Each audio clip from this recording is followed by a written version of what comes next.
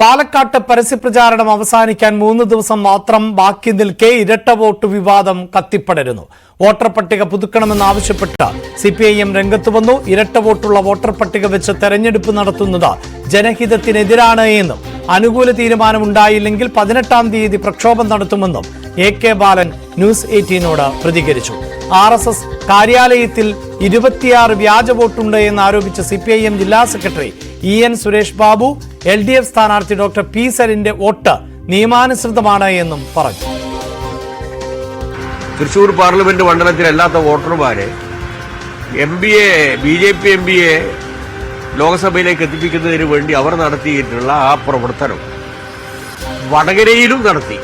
വടകരയിൽ ഷാഫി നടത്തിയത് ഏതാണ്ട് ഒരു 20,000-ഓളം വോട്ടർമാർ, ആദ്യം ഞാൻ അത് വിശ്വസിച്ചിരുന്നില്ല, 20,000-ഓളം വോട്ടർമാർ മാനിപ്പുലേഷൻ നടത്തി ഈ രൂപത്തിൽ വോട്ടർ പട്ടികയിൽ വന്നിട്ടുണ്ട്. അപ്പോ ഇത് ജനഹിതത്തിനെതിരായിട്ടുള്ള, ജനാധിപത്യത്തിനെതിരായിട്ടുള്ള ഏറ്റവും വലിയ വെല്ലുവിളിയാണ്. അതുകൊണ്ട് ഗൗരവമായ പരിശോധനയ്ക്ക് ഇത് വിധേയമാക്കണം. പിന്നെ ഞങ്ങൾ എന്തായാലും 18-ാം തീയതി ഇതുമായി ബന്ധപ്പെട്ടുകൊണ്ടൊരു പ്രക്ഷോഭം നടത്താനാണ് ഉദ്ദേശിക്കുന്നത്. പോസിറ്റീവായിട്ടുള്ളൊരു സമീപനം ജില്ലാ കളക്ടറുടെ, റിട്ടേണിംഗ് ഓഫീസറുടെ ഭാഗത്തും ഇലക്ഷൻ കമ്മീഷന്റെ ഭാഗത്തും ഇല്ലെങ്കിൽ ശക്തമായിട്ടുള്ള പ്രക്ഷോഭത്തിലേക്ക് പോകുക എന്നല്ലാതെ വേറെ വഴി. വ്യാജ വോട്ട്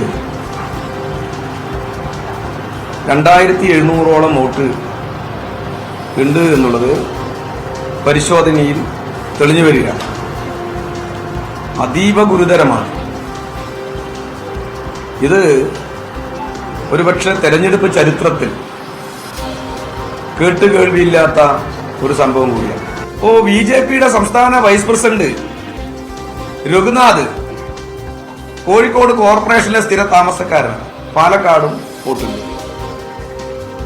RSSന്റെ വടക്കന്തറയിലുള്ള കാര്യാലയത്തിൽ സമുന്നയ എന്നാണ് ആ കാര്യാലയത്തിന്റെ പേര്. 26 വോട്ടാണ് ആ കാര്യത്തിൽ മാത്രം. ഈ ജില്ലയിലുള്ളവരെയല്ല, വിവിധ ജില്ലകളിൽ വന്ന് ഇവിടെ താമസിക്കുന്ന ആളുകളാണ്. അപ്പൊ വ്യാപകമാണ് BJPയുടെയും കോൺഗ്രസിന്റെയും വ്യാജ വോട്ടുകൾ ചേർത്തിട്ടുള്ളത്. ഇടതുപക്ഷ ജനാധിപത്യ മുന്നണി വ്യാജ വോട്ടിനെതിരെ ഏതറ്റവും വരെ ഞങ്ങൾ പോകും. ഈ തെരഞ്ഞെടുപ്പിൽ വ്യാജ വോട്ടർമാരെ വോട്ട് ചെയ്യിപ്പിക്കാതിരിക്കാനുള്ള നിയമ നടപടി സ്വീകരിക്കാൻ ഏതറ്റവും വരെയും പോവുക എന്നുള്ളതാണ് ഞങ്ങൾ എടുക്കുന്ന നിലപാട്. എന്നാൽ LDF സ്ഥാനാർത്ഥി പാലക്കാട് താമസമാക്കിയിട്ട് 3 മാസമേ ആയിട്ടുള്ളൂവെന്നും വോട്ട് ചേർക്കണമെങ്കിൽ 6 മാസം താമസിക്കണമെന്നും പ്രതിപക്ഷ നേതാവ് VD സതീശൻ ആവർത്തിച്ചു. അദ്ദേഹം 3 മാസം പോലും ആയിട്ടില്ല ഇവിടുത്തെ ഒരു വാടക വീട്ടിൽ താമസിക്കാൻ തുടങ്ങി. അതിനു മുമ്പ് അദ്ദേഹത്തിന്റെ ഭാര്യയുടെ പേരിൽ ഒരു വീടുണ്ടായിരുന്നു, അത് വാടകയ്ക്ക് കൊടുത്തേക്കാണ്. അവിടെ അദ്ദേഹം താമസിച്ചിട്ടില്ല, അതവിടെ വാടകയ്ക്ക് കൊടുത്തേക്കും. ഒരാൾക്ക് റെസിഡൻഷ്യൽ സർട്ടിഫിക്കറ്റ് കൊടുക്കണം, അയാൾ ഇവിടെ സ്ഥിര താമസക്കാരനാണ്, അത് കൊടുക്കണം. അതിന് ഈ സർട്ടിഫിക്കറ്റ് കൊടുക്കുന്നതിന് മുമ്പുള്ള 6 മാസമെങ്കിലും തുടർച്ചയായിട്ട് താമസിക്കണം അവിടെ. എന്തേ പാലക്കാടിന്റെ തെരഞ്ഞെടുപ്പ് നടക്കുന്നത് കണ്ടു കഴിഞ്ഞപ്പോൾ ഇങ്ങോട്ട് വന്നല്ലേ. വീട്ടിലേക്ക് മാധ്യമങ്ങളെ ക്ഷണിച്ച സരിൻ അല്പസമയത്തിനകം VD സതീശന് മറുപടി നൽകുമെന്നാണ് പ്രതീക്ഷ. BJPയുടെ വോട്ടുകൾ ഒഴിവാക്കപ്പെട്ടുവെന്നും കളക്ടർ വീഴ്ച വരുത്തിയെന്നുമാണ് BJP സ്ഥാനാർത്ഥി C കൃഷ്ണകുമാറിന്റെ ആരോപണം. രഘുനാഥിന് ഞാൻ ചാലഞ്ച് ചെയ്യുന്നു. രഘുനാഥിന്റെ വോട്ട് കോഴിക്കോടാണ്. രഘുനാഥിന്റെ വോട്ട് പാലക്കാട് ഉണ്ടെന്ന് പറഞ്ഞാൽ, തെളിയിച്ചാൽ, VK ശ്രീകണ്ഠൻ തെളിയിച്ചാൽ ഞാൻ തെരഞ്ഞെടുപ്പ് രംഗത്ത് മാറാം.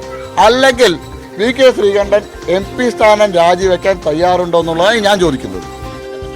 PV അരുണാണ് വാർത്തയുടെ വിശദാംശങ്ങളുമായി ചേരുന്നത്. അരുൺ, പോളിംഗ് ബൂത്തിലേക്ക് എത്താൻ ഇനി 3 ദിവസം മാത്രമേ ഉള്ളൂ. അടിയന്തരമായ ഒരു ഇടപെടൽ ഈ വിഷയത്തിൽ ഉണ്ടായില്ല എങ്കിൽ പ്രതിഷേധം നടത്തുമെന്നാണ് അറിയിച്ചിട്ടുള്ളത്. പരസ്യപ്രചാരണം അവസാനിക്കാൻ പോകുന്നു, കേവലം 3 ദിവസം മാത്രം. അതിനിടെ ഇത്തരത്തിലൊരു പരിശോധന നടത്തി വോട്ടർ പട്ടിക വീണ്ടും പ്രസിദ്ധീകരിക്കുക എന്നതൊക്കെ പ്രാക്ടിക്കലാണോ? എന്താണ് ഈ രാഷ്ട്രീയ പാർട്ടികളുടെ നിലപാടിപ്പോൾ? CPMന്റെ ആവശ്യമാണ് പട്ടിക പുനഃപരിശോധിക്കണം, പുനഃപ്രസിദ്ധീകരിക്കണം. അതായത് ഇപ്പോഴുള്ള പട്ടികയിൽ തിരുത്തൽ വരുത്തണം. 2700-ഓളം വ്യാജ വോട്ടുകൾ ഉണ്ടെന്നാണ് CPM ആരോപിക്കുന്നത്. തെരഞ്ഞെടുപ്പ് കമ്മീഷന്റെ പരിശോധനയിലും ഇരട്ട വോട്ടുകൾ ഇവിടെ കണ്ടെത്തിയിട്ടുണ്ട്. കൃത്യമായ എണ്ണം ഇനി മാത്രമേ അറിയാൻ കഴിയൂ. ഏതായാലും ബൂത്ത് തല ഓഫീസർമാർ ഉപയോഗിച്ചുകൊണ്ടുള്ള പരിശോധന തെരഞ്ഞെടുപ്പ് കമ്മീഷൻ നടത്തുകയാണ്. അതിനുശേഷമാകും എന്ത് ചെയ്യണമെന്ന കാര്യത്തിൽ ഒരു തീരുമാനമെടുക്കുക. പക്ഷേ അത്ര എളുപ്പമല്ല. ഈ തെരഞ്ഞെടുപ്പ് അവസാന ഘട്ടത്തിൽ ഈ വോട്ടർ പട്ടികയിൽ ഉൾപ്പെട്ട ആളുകളെ ഒഴിവാക്കുക തെരഞ്ഞെടുപ്പ് കമ്മീഷന് എളുപ്പമല്ല. ഇരട്ട വോട്ട് എന്ന് പറയുമ്പോൾ ഇപ്പോൾ ഒരു മണ്ഡലത്തിൽ മാത്രമാണ്, ഒരു നിയമസഭാ മണ്ഡലത്തിൽ മാത്രമാണ് വോട്ടെടുപ്പ് നടക്കുന്നത്. അതുകൊണ്ട് തന്നെ ഇവർ മറ്റൊരിടത്ത് പോയി വോട്ട് ചെയ്യാനുള്ള സാഹചര്യമില്ല. നേരത്തെയുള്ള സ്ഥലത്ത് വോട്ട് വേണ്ട എന്ന നിലപാട് ഇവർ എടുത്താൽ അത് അംഗീകരിക്കാൻ മാത്രമേ ഒരുപക്ഷെ തെരഞ്ഞെടുപ്പ് കമ്മീഷന് കഴിയൂ. അതുകൊണ്ട് തന്നെ ഈ വോട്ട് മാറ്റുക എന്നുള്ളത് അത്ര എളുപ്പമുള്ള കാര്യമല്ല.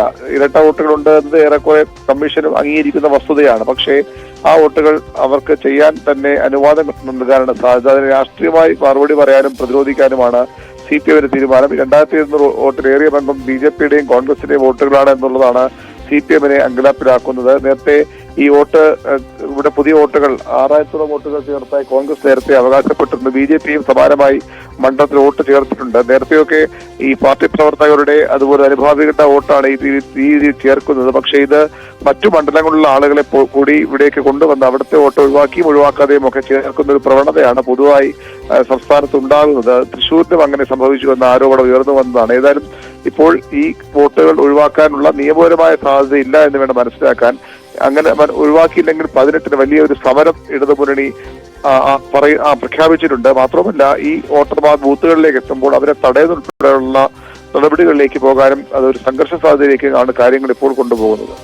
വാർത്തയുടെ വിശദാംശങ്ങളാണ് VV അരുൺ നൽകിയത്.